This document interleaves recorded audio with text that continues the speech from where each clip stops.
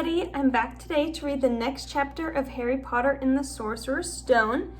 The next chapter I'm going to read is chapter 12, The Mirror of Erised. And I did rewatch that clip of the movie where they say it. So they do say it Erised in the movie, so I hope that is the correct pronunciation. The Mirror of Erised.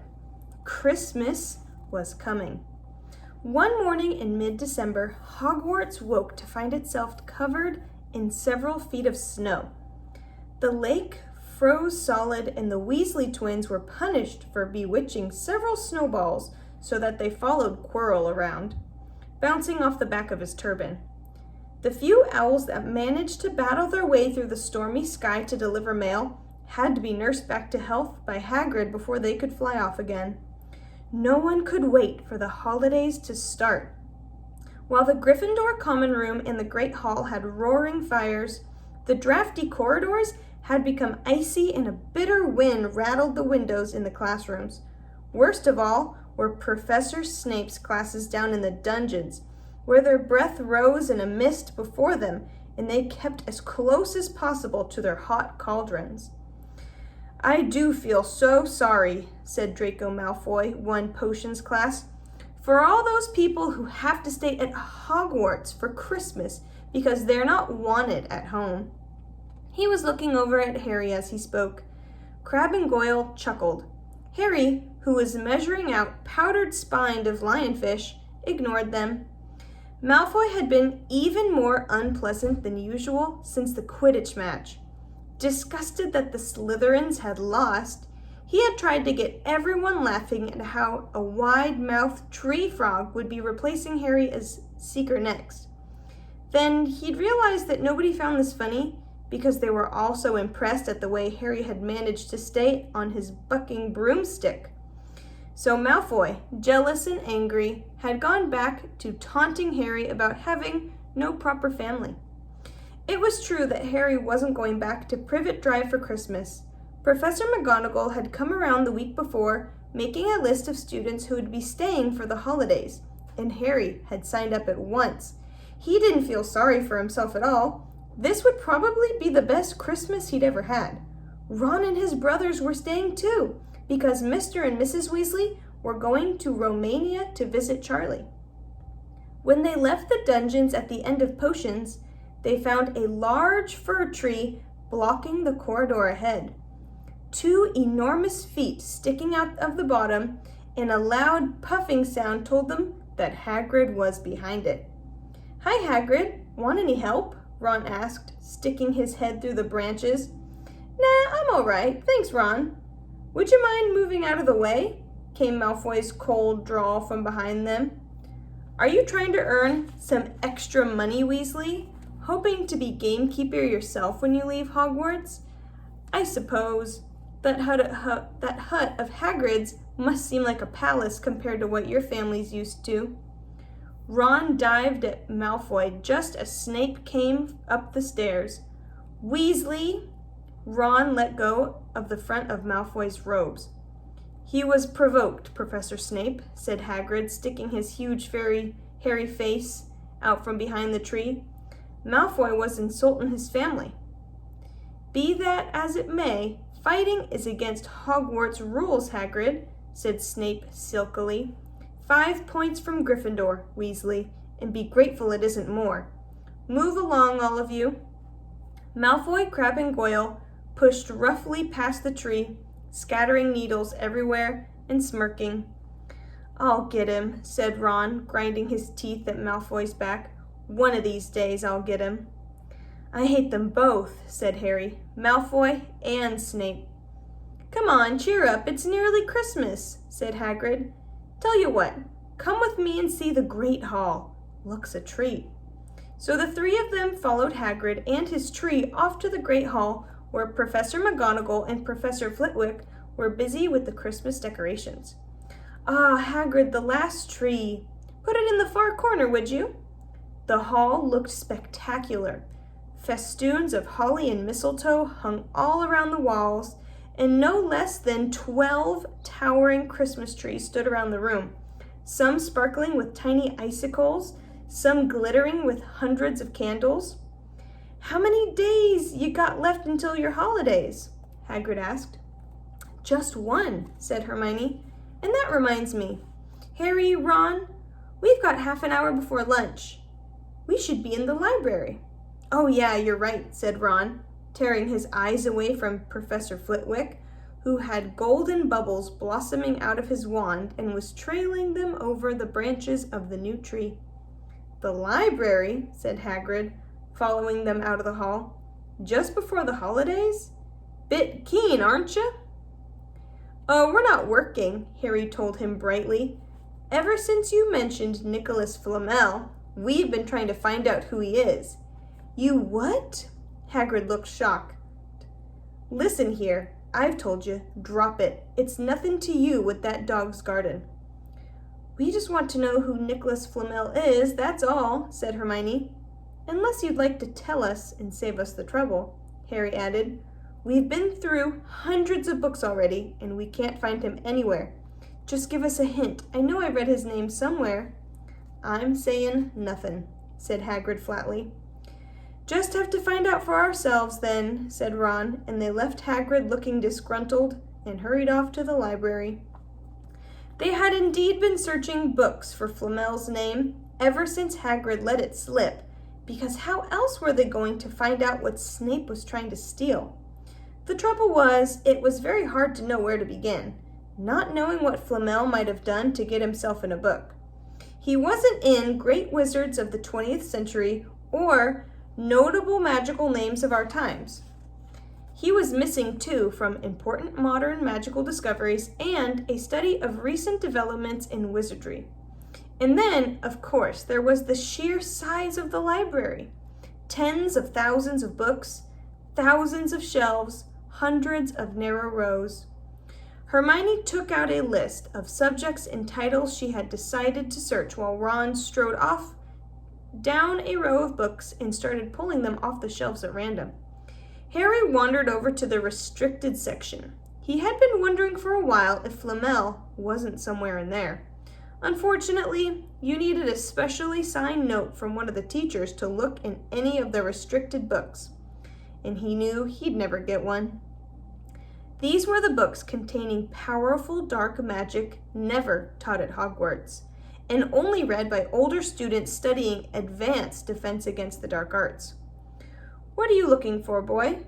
Nothing, said Harry. Madam Pince, the librarian, brandished a feather duster at him. You'd better get out then. Go on, out. Wishing he'd been a bit quicker at thinking up some story, Harry left the library. He, Ron, and Hermione had already agreed they'd better not ask Madam Pince where they could find Flamel.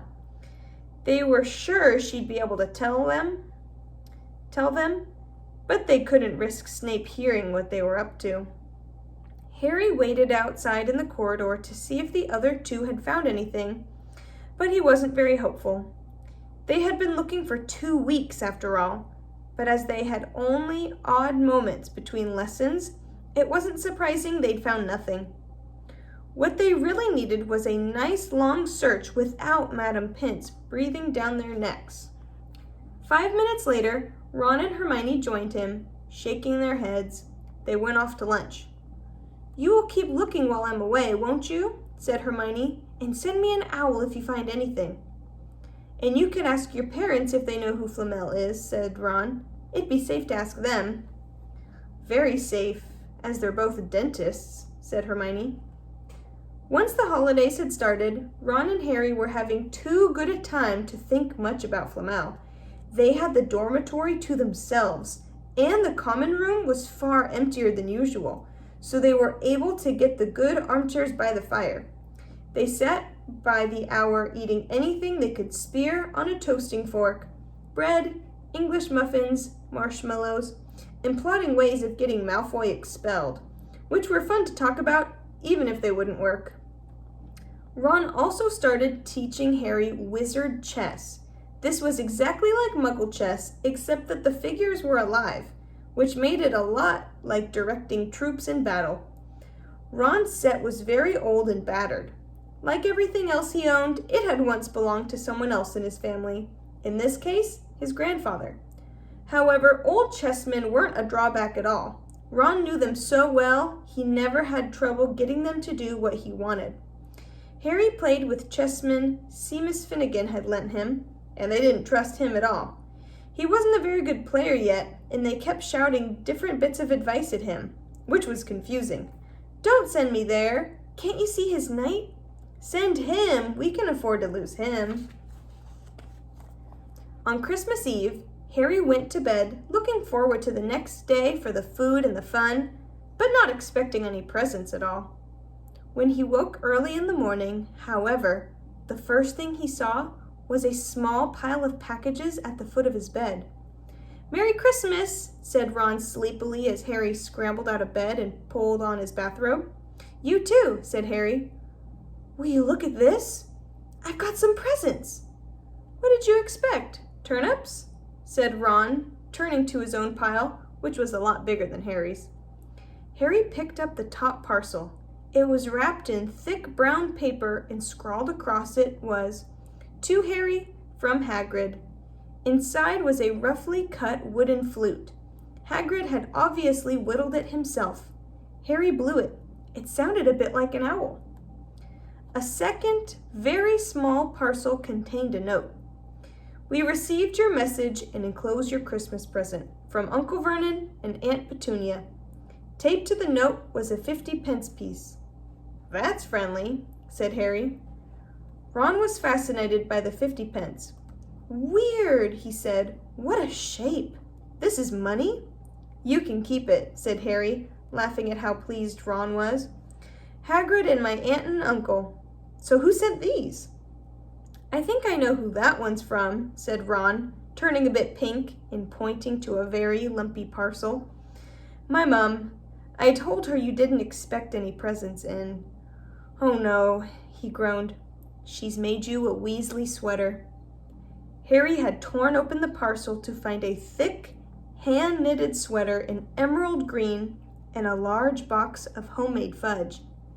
"Every year she makes us a sweater," said Ron, unwrapping his own. "And mine's always maroon." "That's really nice of her," said Harry, trying the fudge, which was very tasty. His next present also contained candy, a large box of chocolate frogs from Hermione. This only left one parcel. Harry picked it up and felt it. It was very light. He unwrapped it. Something fluid and silvery gray went slithering to the floor, where it lay in gleaming folds. Ron gasped. "I've heard of those," he said in a hushed voice, dropping the box of every flavor beans he'd gotten from Hermione. "If that's what I think it is, they're really rare and really valuable." "What is it?" Harry picked the shining, silvery cloth off the floor. It was strange to the touch, like water woven into material. "It's an invisibility cloak," said Ron, a look of awe on his face. "I'm sure it is. Try it on." Harry threw the cloak around his shoulders and Ron gave a yell. "It is! Look down!" Harry looked down at his feet, but they were gone. He dashed to the mirror.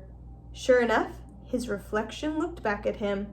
Just his head suspended in midair, his body completely invisible. He pulled the cloak over his head, and his reflection vanished completely. "There's a note," said Ron suddenly. "A note fell out of it." Harry pulled off the cloak and seized the letter. Written in narrow, loopy writing he had never seen before were the following words. "Your father left this in my possession before he died. It's time it was returned to you. Use it well. A very Merry Christmas to you." There was no signature. Harry stared at the note. Ron was admiring the cloak. "I'd give anything for one of these," he said. "Anything." "What's the matter?" "Nothing," said Harry. He felt very strange. Who had sent the cloak? Had it really once belonged to his father? Before he could say or think anything else, the dormitory door was flung open and Fred and George Weasley bounded in. Harry stuffed the cloak quickly out of sight. He didn't feel like sharing it with anyone else yet. Merry Christmas! Hey, look! Harry's got a Weasley sweater, too. Fred and George were wearing blue sweaters, one with a large yellow F on it and the other a G. Harry's is better than ours, though, said Fred, holding up Harry's sweater. She obviously makes more of an effort if you're not family. Why aren't you wearing yours, Ron? George demanded. Come on, get it on. They're lovely and warm. I hate maroon, Ron moaned half-heartedly as he pulled it over his head. You haven't got a letter on yours, George observed. I suppose she thinks you don't forget your name. But we're not stupid. We know we're called Greg and Forge. What's all this noise? Percy Weasley stuck his head through the door, looking disapproving. He had clearly gotten halfway through unwrapping his presents as he, too, carried a lumpy sweater over his arm, which Fred seized. P for prefect! Get it on, Percy! Come on! We're all wearing ours. Even Harry got one. I don't want, said Percy thickly as the twins forced the sweater over his head, knocking his glasses askew. And you're not sitting with the prefects today either, said George. Christmas is a time for family. They frog-marched Percy from the room, his arms pinned to his side by his sweater. Harry had never in all his life had such a Christmas dinner. 100 fat roast turkeys, mountains of roast and boiled potatoes, platters of chipolatas, tureens of buttered peas, silver boats of thick, rich gravy and cranberry sauce, and stacks of wizard crackers every few feet along the table. These fantastic party favors were nothing like the feeble muggle ones that Dursleys usually bought, with their little plastic toys and their flimsy paper hats inside. Harry pulled a wizard cracker with Fred, and it didn't just bang, it went off like a blast, like a cannon, and engulfed them all in a cloud of blue smoke, while from the inside exploded a rear admiral's hat and several live white mice. Up at the high table, Dumbledore had swapped his pointed wizard's hat for a flowered bonnet and was chuckling merrily at a joke Professor Flitwick had just read them. Flaming Christmas puddings followed the turkey. Percy nearly broke his teeth on a silver sickle embedded in his slice. Harry watched Hagrid getting redder and redder in the face as he called for more wine, finally kissing Professor McGonagall on the cheek, who, to Harry's amazement, giggled and blushed, her top hat lopsided. When Harry finally left the table, he was laden down with a stack of things out of the crackers, including a pack of non-explodable luminous balloons, a grow-your-own-warts kit, and his own new wizard chess set. The white mice had disappeared, and Harry had a nasty feeling they were going to end up as Mrs. Norris's Christmas dinner. Harry and the Weasleys spent a happy afternoon having a furious snowball fight on the grounds. Then, cold, wet, and gasping for breath, they returned to the fire in the Gryffindor common room, where Harry broke in his new chess set by losing spectacularly to Ron. He suspected he wouldn't have lost so badly if Percy hadn't tried to help him so much. After a meal of turkey sandwiches, crumpets, trifle, and Christmas cake, everyone felt too full and sleepy to do much before bed except sit and watch Percy chase Fred and George all over Gryffindor Tower because they'd stolen his prefect badge. It had been Harry's best Christmas day ever, yet something had been nagging at the back of his mind all day. Not until he climbed into bed was he free to think about it, the invisibility cloak, and whoever had sent it to him. Ron, full of turkey and cake and with nothing mysterious to bother him, fell asleep almost as soon as he'd drawn the curtains of his four-poster. Harry leaned over the side of his own bed and pulled the cloak out from under it. His father's. This had been his father's. He let the material flow over his hands, smoother than silk, light as air. "Use it well," the note had said. He had to try it now. He slipped out of bed and wrapped the cloak around himself. Looking down at his legs, he saw only moonlight and shadows. It was a funny feeling. Use it well. Suddenly, Harry felt wide awake. The whole of Hogwarts was open to him in this cloak. Excitement flooded through him as he stood there in the dark and silence. He could go anywhere in this. Anywhere. And Filch would never know. Ron grunted in his sleep. Should Harry wake him? Something held him back. His father's cloak. He felt that this time, the first time, he wanted to use it alone. He crept out of the dormitory, down the stairs, across the common room, and climbed through the portrait hole. "Who's there?" squawked the fat lady. Harry said nothing. He walked quickly down the corridor.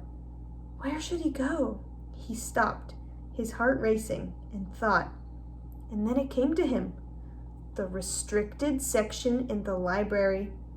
He'd be able to read as long as he liked, as long as it took to find out who Flamel was. He set off, drawing the invisibility cloak tight around him as he walked. The library was pitch black and very eerie. Harry lit a lamp to see his way along the rows of books. The lamp looked as if it was floating along in midair, and even though Harry could feel his arms supporting it, the sight gave him the creeps. The restricted section was right at the back of the library. Stepping carefully over the rope that separated these books from the rest of the library, he held up his lamp to read the titles. They didn't tell him much. Their peeling, faded gold letters spelled words in languages Harry couldn't understand. Some had no title at all. One book had a dark stain on it that looked horribly like blood. The hairs on the back of Harry's neck prickled. Maybe he was imagining it, maybe not, but he thought a faint whispering was coming from the books, as though they knew someone was there who shouldn't be. He had to start somewhere. Setting the lamp down carefully on the floor, he looked along the bottom shelf for an interesting-looking book. A large black and silver volume caught his eye. He pulled it out with difficulty because it was very heavy, and balancing it on his knee, let it fall open. A piercing, blood-curdling shriek split the silence. The book was screaming. Harry snapped it shut, but the shriek went on and on, one high, unbroken, ear-splitting note. He stumbled backward and knocked over his lamp, which went out at once. Panicking, he heard footsteps coming down the corridor outside. Stuffing the shrieking book back on the shelf, he ran for it. He passed Filch in the doorway.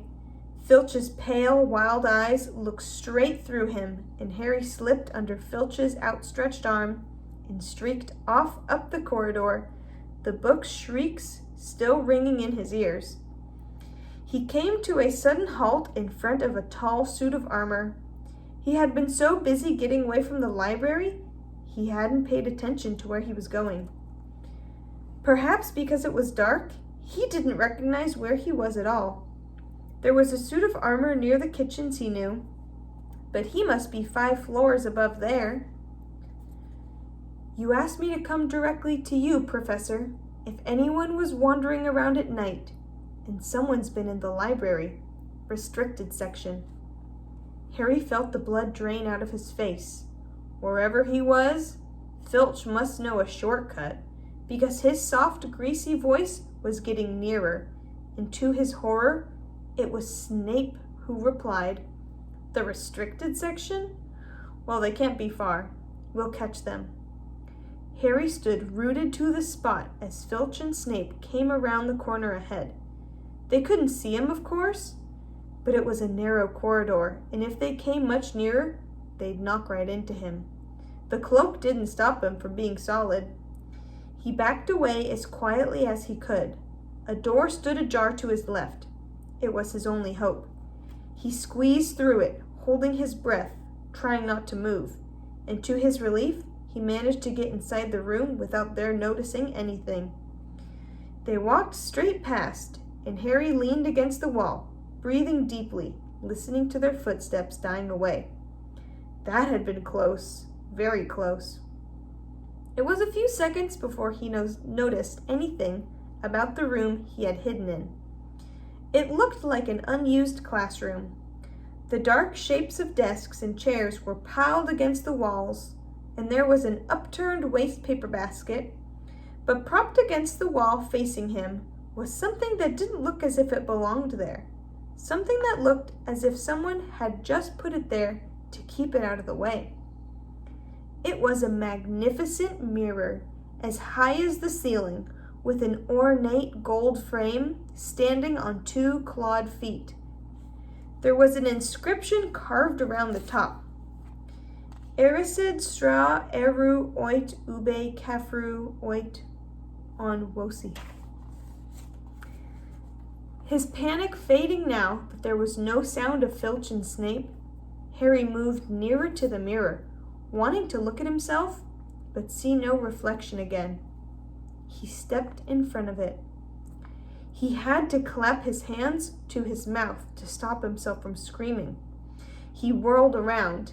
His heart was pounding far more furiously than when the book had screamed, for he had not only seen himself in the mirror, but a whole crowd of people standing right behind him. But the room was empty. Breathing very fast, he turned slowly back to the mirror. There he was, reflected in it, white and scared looking, and there, reflected behind him, were at least 10 others. Harry looked over his shoulder, but still no one was there. Or were they all invisible too? Was he in fact in a room full of invisible people, and this mirror's trick was that it reflected them, invisible or not? He looked in the mirror again. A woman standing right behind his reflection was smiling at him and waving. He reached out a hand and felt the air behind him. If she was really there, he'd touch her. Their reflections were so close together, but he only felt air. She and the others existed only in the mirror. She was a very pretty woman. She had dark red hair and her eyes. Her eyes are just like mine, Harry thought, edging a little closer to the glass. Bright green, exactly the same shape. But then he noticed that she was crying, smiling, but crying at the same time.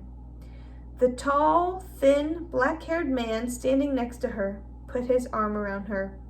He wore glasses and his hair was very untidy. It stuck up at the back, just as Harry's did.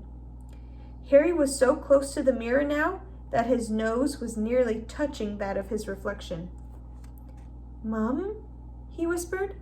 "Dad?" They just looked at him, smiling.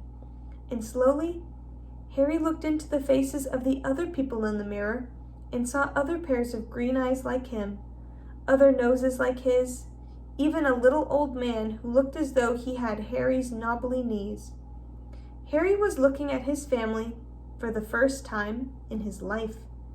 The Potter smiled and waved at Harry, and he stared hungrily back at them, his hands pressed flat against the glass, as though he was hoping to fall right through it and reach them.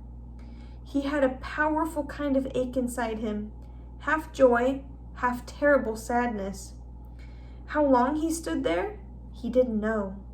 The reflections did not fade, and he looked and looked until a distant noise brought him back to his senses. He couldn't stay here. He had to find his way back to bed. He tore his eyes away from his mother's face, whispered, "I'll come back," and hurried from the room. "You could have woken me up," said Ron crossly. "You can come tonight. I'm going back. I want to show you the mirror." "I'd like to see your mom and dad," Ron said eagerly. "And I want to see all your family, all the Weasleys. You'll be able to show me your brothers and everyone." "You can see them any old time," said Ron. "Just come round to my house this summer. Anyway, maybe it only shows dead people. Shame about not finding Flamel, though. Have some bacon or something. Why aren't you eating anything?" Harry couldn't eat. He had seen his parents and would be seeing them again tonight. He had almost forgotten about Flamel. It didn't seem important anymore. Who cared what three-headed dog was guarding? What did it matter if Snape stole it, really? "Are you all right?" said Ron. "You look odd." What Harry feared most was that he might not be able to find the mirror room again. With Ron covered in the cloak too, they had to walk much more slowly the next night. They tried retracing Harry's route from the library, wandering around the dark passageways for nearly an hour. "I'm freezing," said Ron. "Let's forget it and go back." "No," Harry hissed. "I know it's here somewhere." They passed the ghost of a tall witch gliding in the opposite direction, but saw no one else. Just as Ron started moaning that his feet were dead with cold, Harry spotted the suit of armor. "It's here! Just here, yes!" They pushed the door open. Harry dropped the cloak from his shoulders and ran to the mirror. There they were. His mother and father beamed at the sight of him. "See?" Harry whispered. "I can't see anything. Look at them all. There are loads of them. I can only see you." "Look at it properly. Go on. Stand where I am." Harry stepped aside, but with Ron in front of the mirror, he couldn't see his family anymore. Just Ron in his paisley pajamas. Ron, though, was staring transfixed at his image. "Look at me," he said. "Can you see all your family standing around you?" "No, I'm alone, but I'm different. I look older, and I'm head boy." "What?" "I am. I'm wearing the badge like Bill used to, and I'm holding the house cup and the Quidditch cup. I'm Quidditch captain too." Ron tore his eyes away from this splendid sight to look excitedly at Harry. "Do you think this mirror shows the future?" "How can it? All my family are dead. Let me have a look. You had it to yourself all last night. Give me a bit more time." "You're only holding the Quidditch cup. What's interesting about that? I want to see my parents." "Don't push me." A sudden noise outside in the corridor put an end to their discussion. They hadn't realized how loudly they'd been talking. "Quick!" Ron threw the cloak back over them as the luminous eyes of Mrs. Norris came round the door. Ron and Harry stood quite still, both thinking the same thing. Did the cloak work on cats? After what seemed like ages, she turned and left. "This isn't safe. She might have gone for Filch. I bet she heard us. Come on." And Ron pulled Harry out of the room. The snow still hadn't melted the next morning. "Want to play chess, Harry?" said Ron. "No." "Why don't we go down and visit Hagrid?" "No, you go." "I know what you're thinking about, Harry. That mirror. Don't go back tonight." "Why not?" "I don't know. I've just got a bad feeling about it. And anyway, you've had too many close shaves already. Filch, Snape, and Mrs. Norris are wandering around. So what if they can't see you?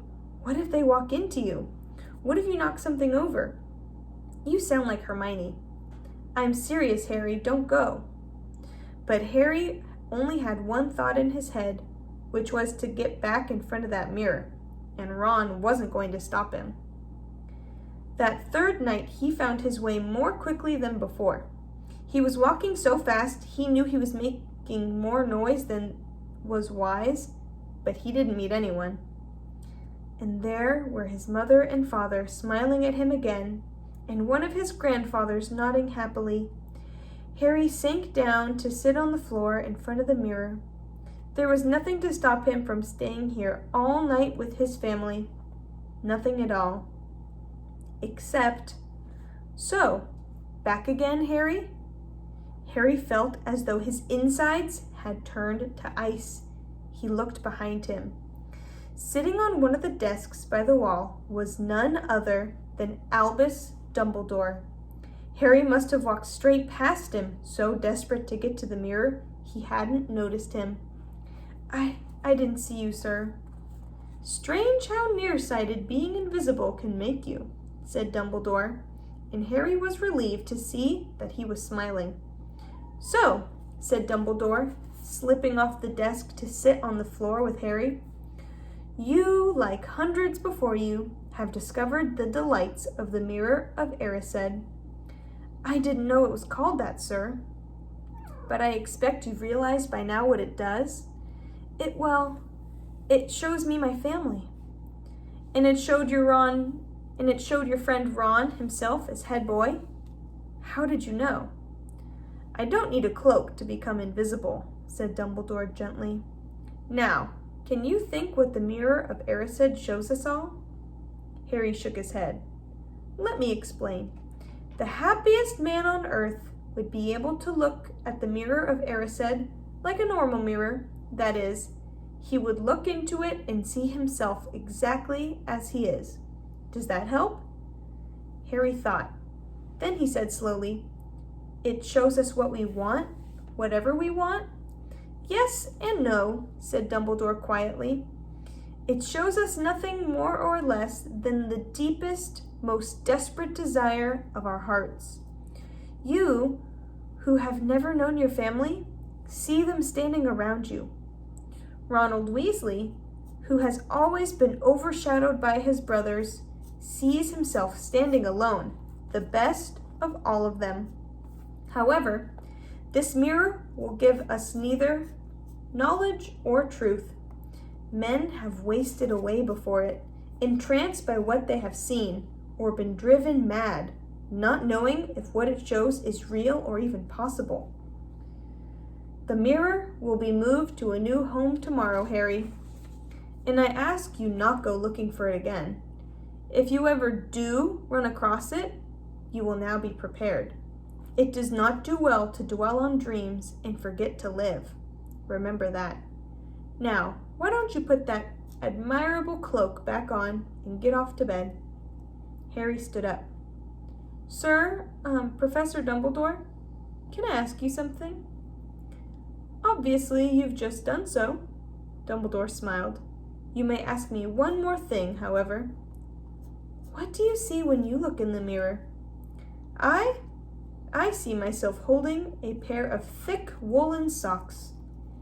Harry stared.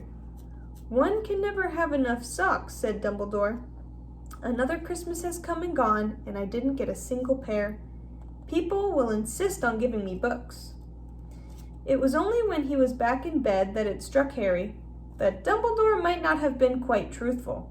But then, he thought as he shoved Scabbers off his pillow, it had been quite a personal question.